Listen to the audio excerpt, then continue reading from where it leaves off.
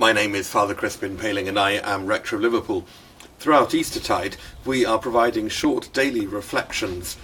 On Easter Sunday, I led the traditional renewal of baptismal promises in our online worship, but we don't often think about our own baptism carefully. All Christians share in baptism, and despite the various splits in church, which means that Catholics and Anglicans and Methodists and all denominations worship in different ways and follow different paths in their discipleship, with very few exceptions, we all recognise a shared baptism. People sometimes ask why Jesus needed to be baptised, but the biblical story shows us that baptism is a relational act. In this painting by Piero della Francesca, you can see the Holy Spirit floating above Jesus as a dove. In the story, a voice came from heaven saying, "This is my Son, the Beloved, with whom I am well pleased."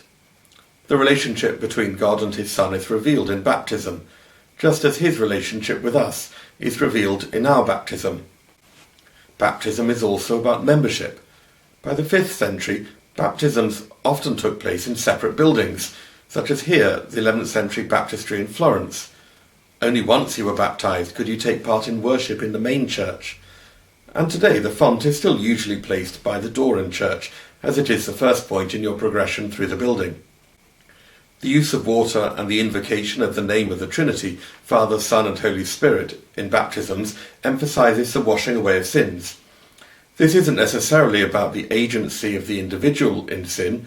Babies have a limited capacity for being intentionally sinful, but it is about rebirth in a world which has a fractured relationship with God. A paradox of Christianity is that we live as baptised children of God in a world which is torn apart by war, hatred, prejudice, and all the other evils which surround us. We are not separate from this world, but through baptism the grime of the world is washed from us. Returning to the relational aspect of baptism, for me the most important part of baptism is grace.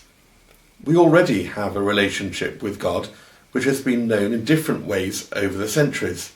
From St. Augustine's defence of prevenient grace, literally grace which comes before, in the 5th century, through to the Catholic theologian Karl Rahner's description of a supernatural existential in the 20th century. But whatever you call it, we then move on to baptism, where the imparting of grace is clarified because the offer of relationship, which is always present, is accepted.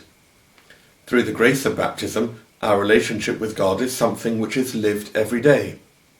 Next time you walk past a font, whether you were baptised at 6 months or 60 years, you can say to yourself, "That's where my new life began."